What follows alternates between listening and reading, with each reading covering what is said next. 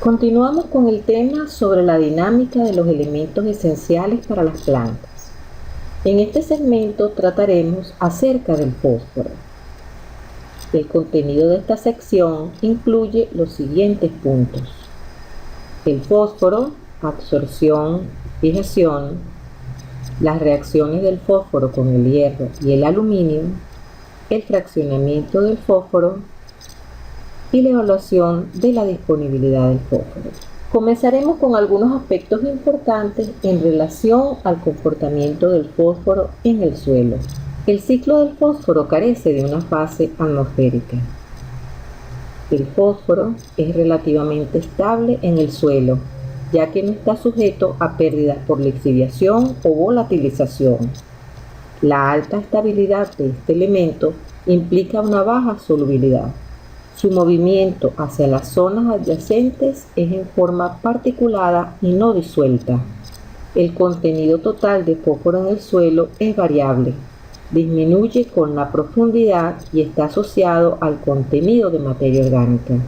Sus principales fuentes en el suelo son las apatitas, que son minerales compuestos principalmente por fósforo y calcio, y las fosforitas.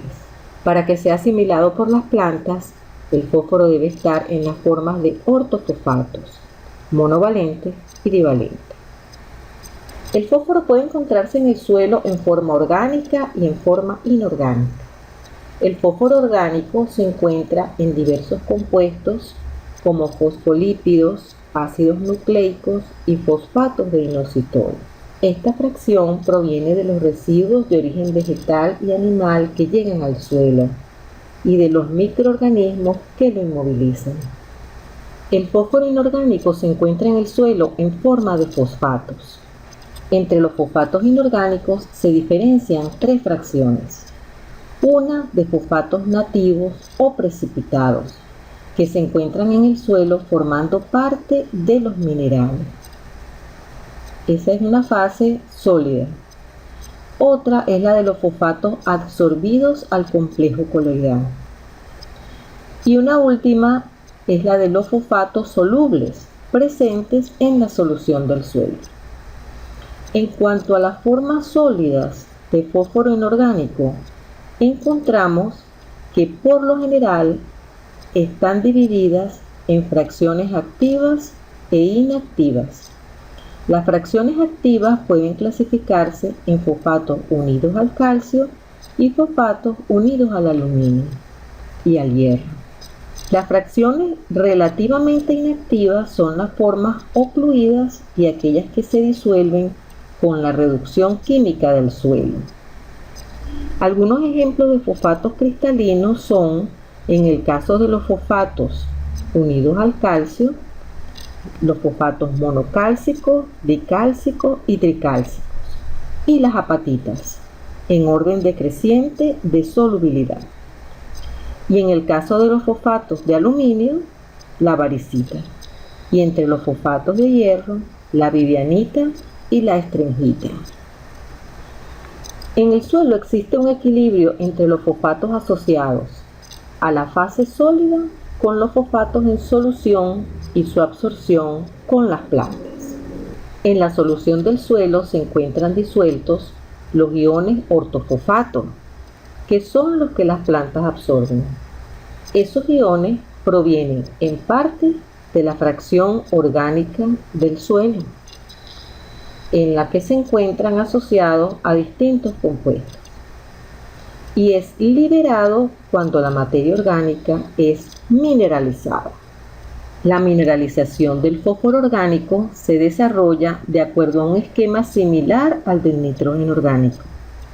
A partir de los compuestos polimerizados se forman compuestos más simples, proteínas, ácidos nucleicos, y luego por acción de los microorganismos se libera el ácido fosfórico y los ortofosfatos.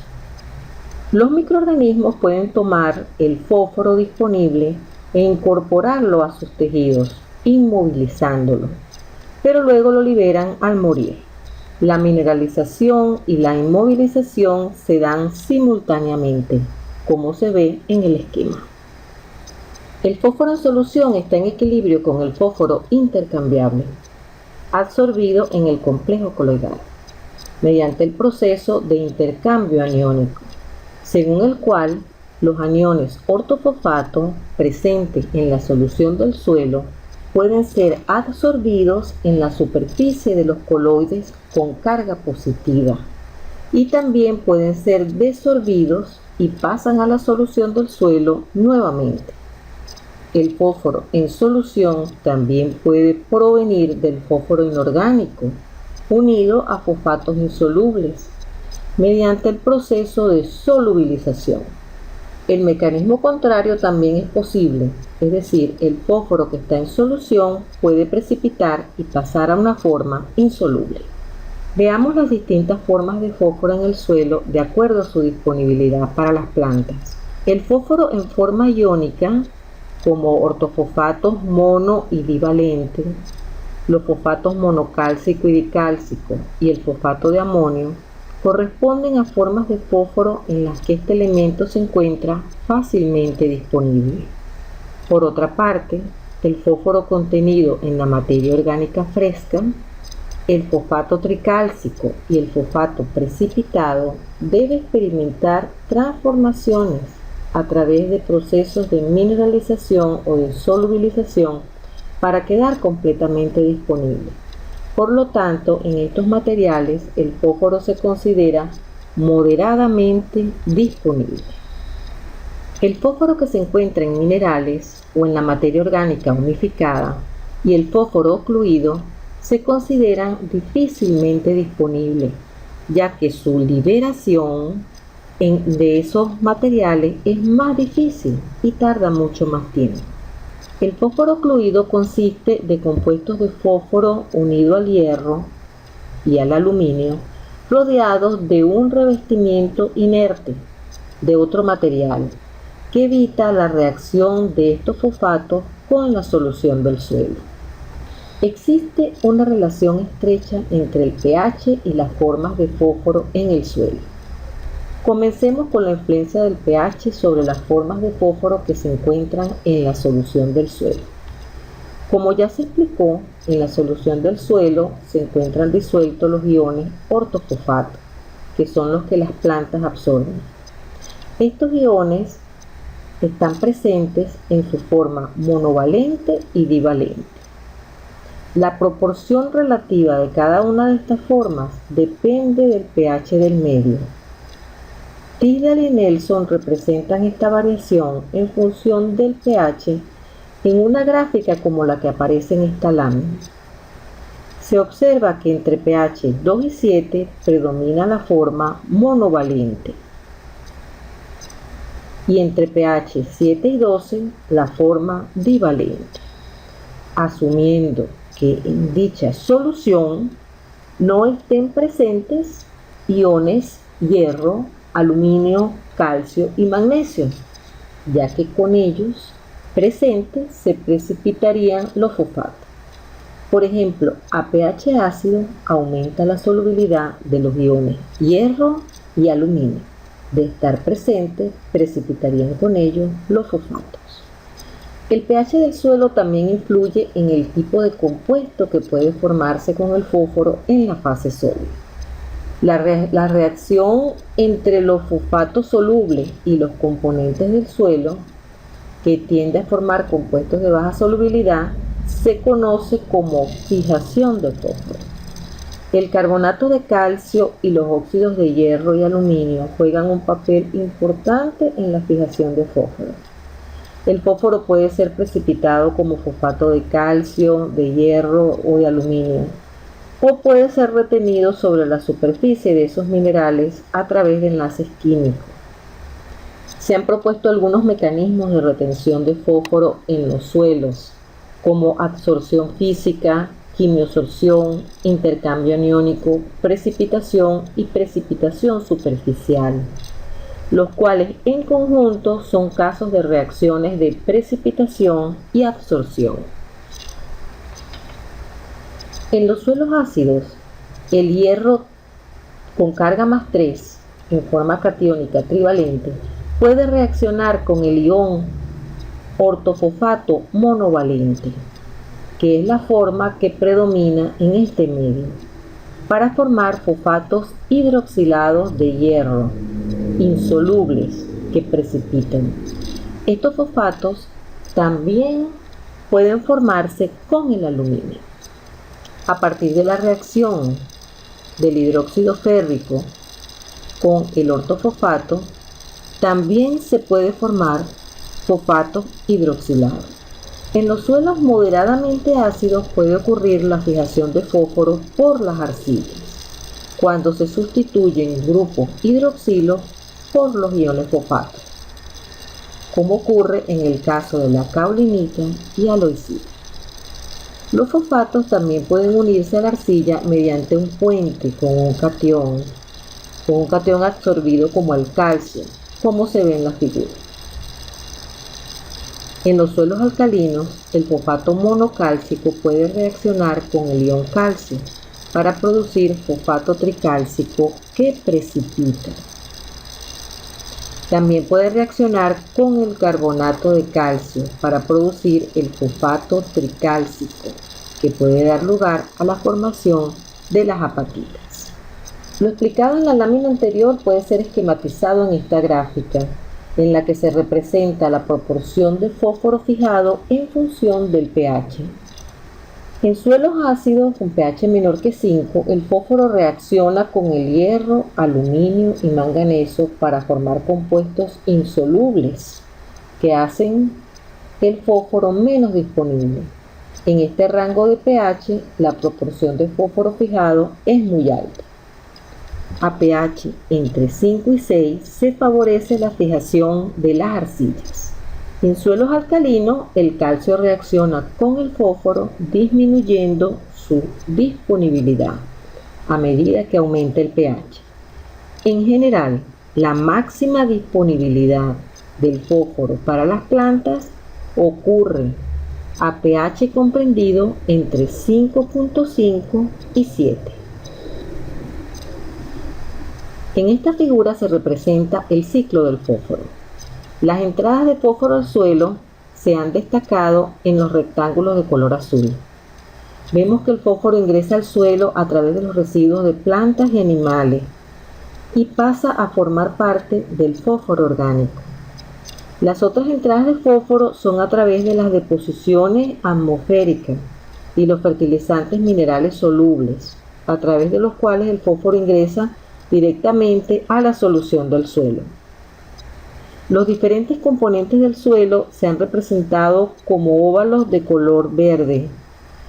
Se observa que el fósforo orgánico puede mineralizarse y pasar a la solución del suelo como iones ortofosfato, y que a la vez el fósforo inorgánico en la solución puede pasar a la forma orgánica por medio de la inmovilización. El fósforo de la solución del suelo es absorbido por el sistema radical de las plantas y está en equilibrio con el fósforo absorbido en el complejo de intercambio a través del procedimiento de intercambio aniónico mediante los fenómenos de absorción y desorción. A la solución del suelo también llega el fósforo que se libera de los minerales primarios por medio de la meteorización y de los compuestos secundarios en los que el fósforo está unido al calcio, hierro, aluminio y manganeso por disolución. El fósforo de la solución del suelo también puede ser precipitado. En color rojo se ha representado las pérdidas o salidas del fósforo en el suelo. Observamos que las mismas ocurren por la remoción del cultivo, por erosión, escorrentía y en forma poco significativa lixiviación del fósforo en forma de ortofosfatos. Consideremos ahora la evaluación de la disponibilidad del fósforo a través del fraccionamiento secuencial.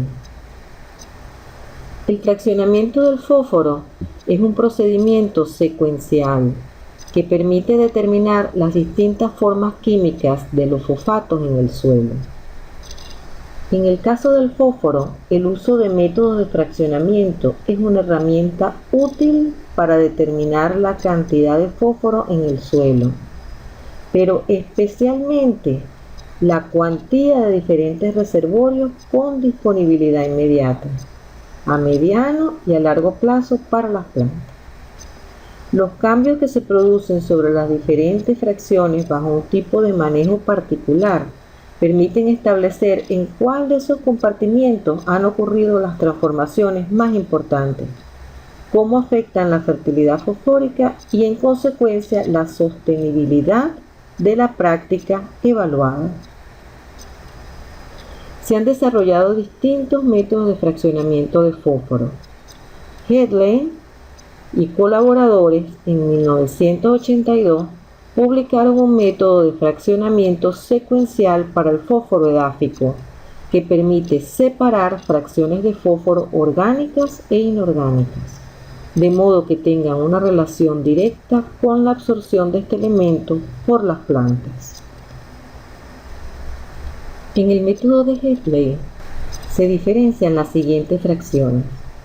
Una fracción extraíble con resinas de intercambio aniónico, que se corresponde con la más lábil de todas y por tanto la más fácilmente asimilable por las plantas.